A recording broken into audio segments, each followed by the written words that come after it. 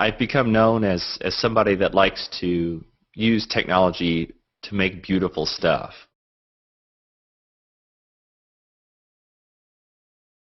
So that when I did get my first camera, I took a photo and I got really into like what is happening here. It's actually capturing the light and it's putting onto a sensor, and then that gets reinterpreted and put on the computer and shared with the world in this sort of XY Cartesian thing. And then I looked at the photo and I thought, that's not really the way my brain interpreted it. Just as an experiment, I'm going to use algorithms on this digital photo to process it in such a way so that it's very stimulating to me and it just makes sense and it flows into my brain in a natural way.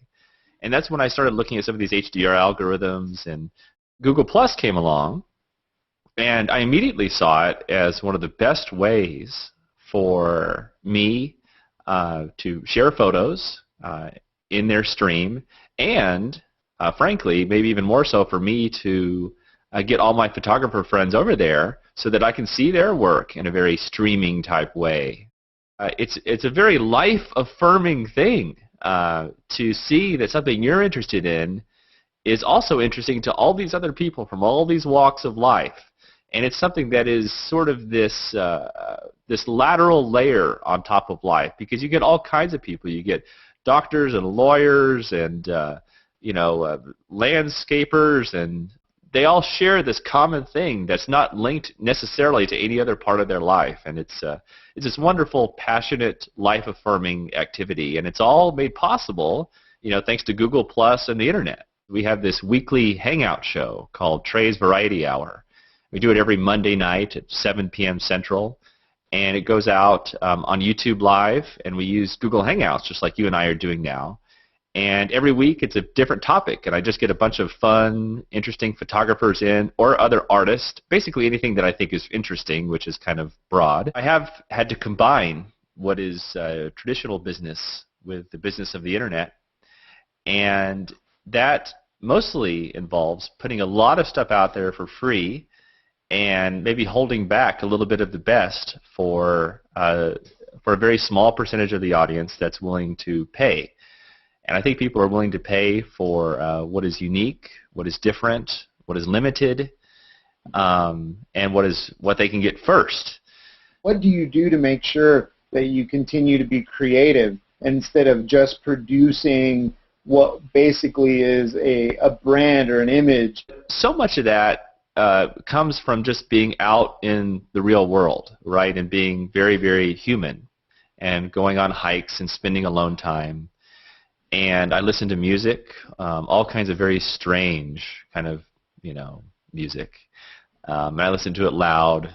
And when you're off by yourself for extended periods of time and you're listening to unusual music, it sends your right brain into this drift that lets you see things that you might not normally see. And you get confused and you get all tousled around, and some things don't seem to make sense anymore. Some things make perfect sense. You can see the shape of certain truths in life and in objects around you. Is it harder to be a human today than it was, say, let's say pre-internet? I find that I have very little record of my life before the Internet, and life is sort of this ever-flowing river, right? And I really only have access to what I've done over the past 10 years or so. There's snapshots and there's loose memories and that sort of thing that fall behind. And actually I've been thinking about this a lot, because I have 3 kids, and of course I take pictures of them, and I'm pretty organized in the way I make little albums and this sort of thing because I don't want to forget. But there's other things that I miss too. I feel sad sometimes because there's wonderful little things that my kids do, and I certainly remember them, and they're intense, very memorable experiences, but they do fall away, There's little, just cute, adorable, very human things that are just beyond description. We all have these experiences in our lives, and I'm not really capturing them. I think I would like to revisit some of these things.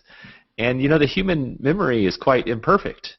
But in a way, we can augment this imperfection with technology. And we can capture these moments, these little video clips. Human plus.